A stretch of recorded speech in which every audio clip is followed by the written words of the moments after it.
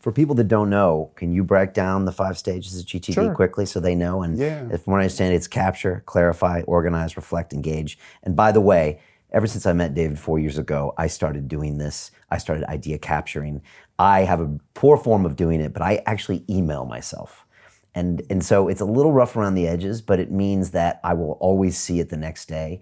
I always type an email. When I've ever with someone that I'm not present with, I said, I'm just doing idea capture. I literally say that to them. I'm idea capturing, and then I'm back to be present with you.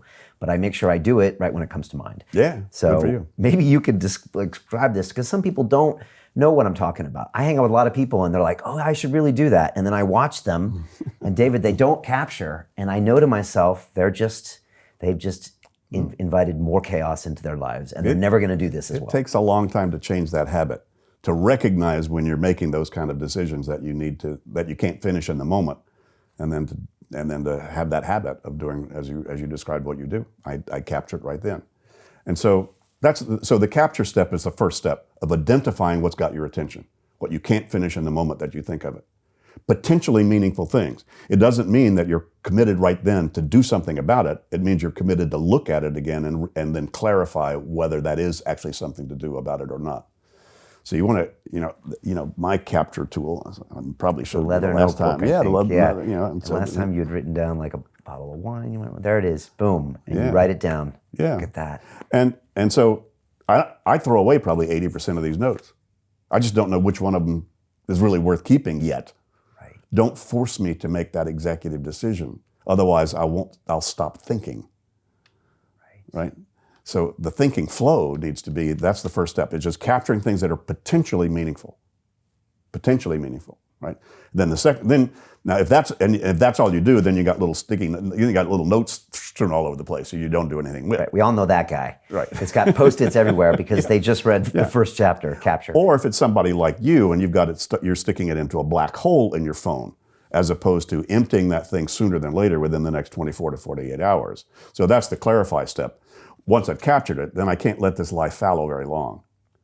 I need to then make sure I clean this up so that this stays nice and clear, ready for the next capture, to go on. So then the clarify step is it actionable, yes or no? If no, you toss it, trigger it for a later reminder, or file it as reference. If it is actionable, then you just ask yourself, look, what's the very next action I need to take on this?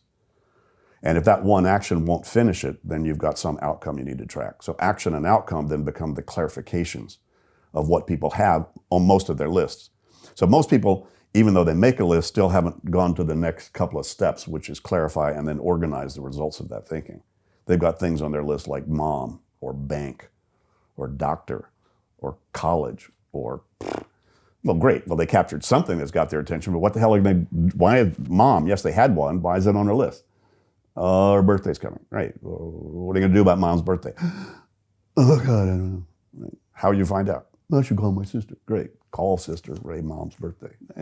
That's the clarification step. Then if you can't call your sister right then, better park some reminder to call her when you're at a phone and have time. Otherwise, it's back in your head. So the first 3 steps of those 5 are really the critical operational steps, which is capture, clarify, and organize. What you can't finish in the moment.